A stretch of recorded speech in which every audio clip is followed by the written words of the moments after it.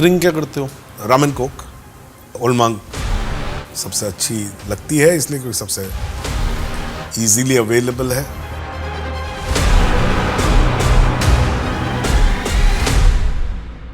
आज जगात दारूचे शेकडो ब्रँड आले असतील, पण बॉस ओल्ड मॉन्कची बातच काही वेगळी आहे। त्यात पावसाळा आला की त्यांचं मार्केट एकदम तेजीत। पण यावेळी या म्हाताऱ्या बाबाचे फॅन्स काळजीत पडलेत, आणि का तर हे बघा।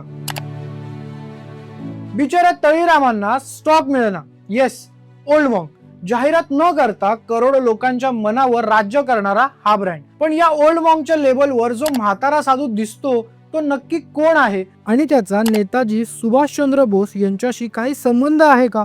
तर चला बघूया। इतिहास सुरू होतो 1855 मध्ये। हिमाचल प्रदेशच्या कसोलच्या डोंगरात एडवर्ड अब्राहम डायर नावाच्या एका इंग्रजाने कंपनी सुरू केली, जेणेकरून ब्रिटिश सैनिकांना स्वस्त बियर मिळावी। हा एडवर्ड दुसरा तिसरा कोणी नसून जलियनवाला बागेत गोळीबाराचा आदेश देणाऱ्या जनरल डायरचा बाप होता।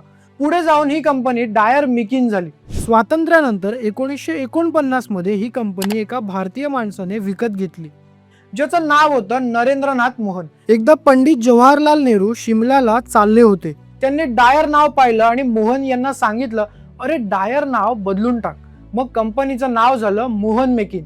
नंतर एंट्री झाली कर्नल वेदरतन मोहन यांची। नरेंद्रनाथ मोहन यांचा मुलगा वेदरतन मोहन यांनी 1954 मध्ये एक नवीन रम बनवली, म्हणजेच कंपनी स्थापन झाल्यापासून 100 वर्षांनी।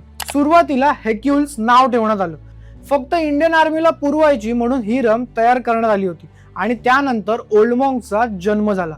पण या रमला हे नाव कसं मिळालं, इथेच तर जरा ट्विस्ट आहे। इतिहासकार आणि सोशल मीडियावर एक थिअरी खूप गाजते। असं म्हटलं जातं की कर्नल वेदरतन मोहन हे उत्तर प्रदेशातील फैजाबाद येथे राहणाऱ्या एका रहस्यमय साधूला मानायचे।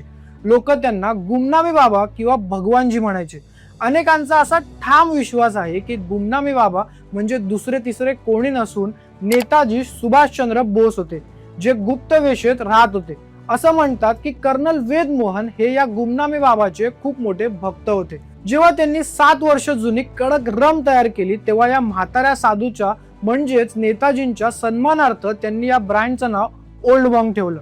अर्थात मोहन मेकिन कंपनी अधिकृतपणे सांगते की कर्नल वेद मोहन जेव्हा युरोपला गेले होते तेव्हा तिथल्या बेनेडिक्टिन मॉन्क्स कडून प्रेरित होऊन त्यांनी हे नाव दिलं, आणि बाटलीचा आकारही इटालियन साधूच्या चेहऱ्यासारखा बनवला।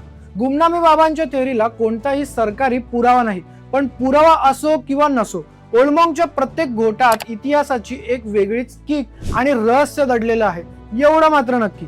तर हा होता ओल्ड मॉन्क आणि गुमनामी बाबांचा किस्सा। हा किस्सा तुम्हाला कसा वाटला कमेंट करून नक्की सांगा, आणि अशाच इंटरेस्टिंग स्टोरीजसाठी सबस्क्राईब करा जबरी खबरीला।